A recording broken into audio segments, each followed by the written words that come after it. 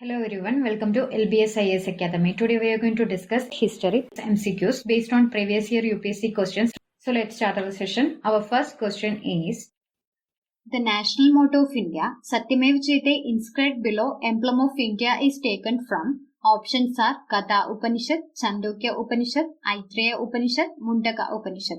Here answer to this question is option D, Mundaka Upanishad.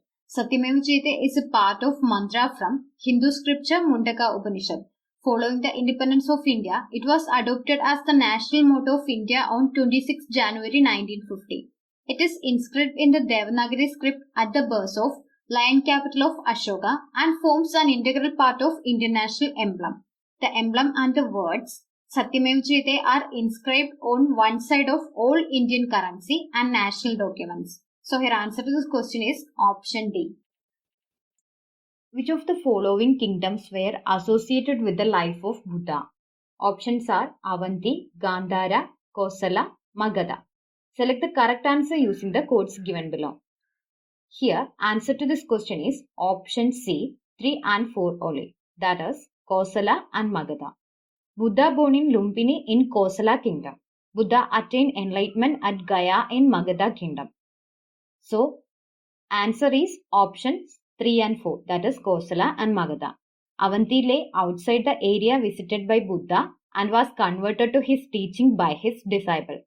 Gandhara is western part of Pakistan and Afghanistan. Gandhara is not directly associated with the life of Buddha.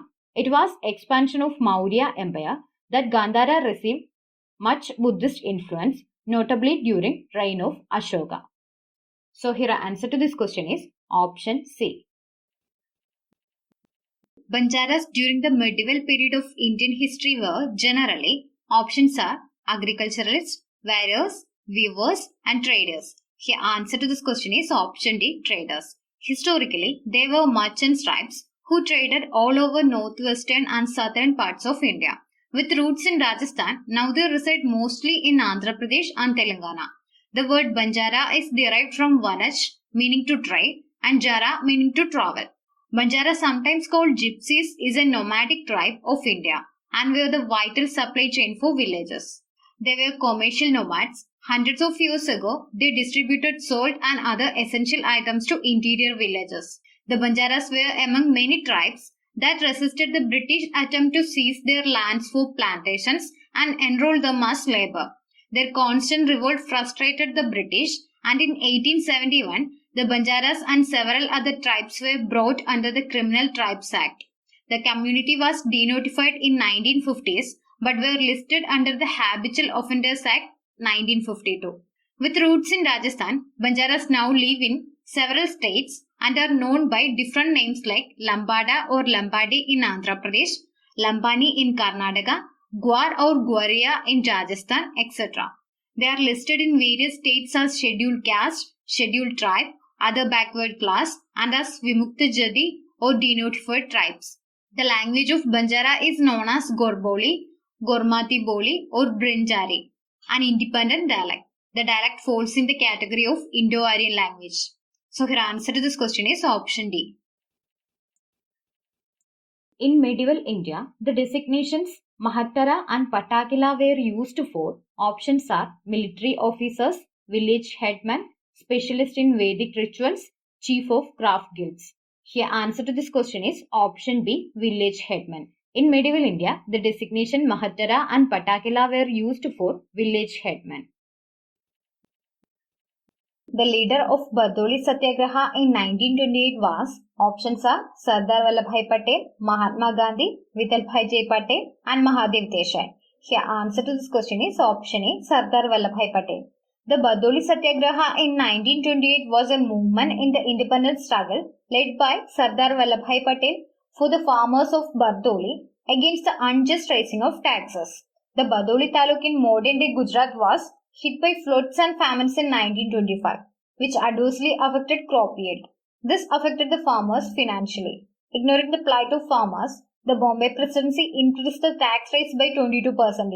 In January 1928, farmers in Bardoli invited Vallabhbhai Patel to launch protest movement, wherein all of them resolved not to pay taxes.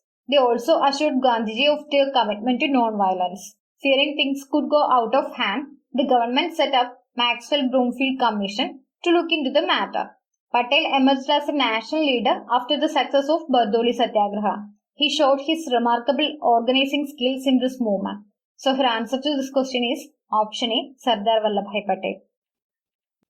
During the colonial period in India, what was the purpose of Whitley Commission? Options are to review the fitness of India for further political reforms, to report on existing conditions of labor and to make recommendations, to draw up a plan for financial reforms for India, to develop a comprehensive scheme for civil services in India.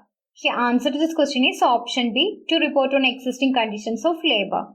The Royal Commission on Labor or the Whitley Commission on Labor was a commission set up by Irving in 1929 to investigate the working conditions on plantations in India. Whitley chaired the Royal Commission on Labor in India and submitted its report in 1931. So her answer to this question is option B. The Congress policy of prayer and petition ultimately came to an end under the guidance of options are Aurobindo Ghosh, Bal Gangadhar Tilak, Lala Lajpat Rai, Mahatma Gandhi. Here answer to this question is option B, Bal Gangadhar Tilak. Mahatma Gandhi called Bal Gangadhar Tilak the maker of modern India, or as British colonial authorities call him, the father of Indian unrest, testifies his legacy and contribution to Indian society and freedom struggle. As a philosopher politician, his contribution is immense as he is said to be pioneer of ideas of Swaraj and Swadeshi. The founding of Indian National Congress in 1885 was aided by the British under the narrative of safety value theory. As a follow-up to that, the voice of INC was weak and subdued. Early leadership of INC was mainly focused on three P's, that is prayer, petition and protest.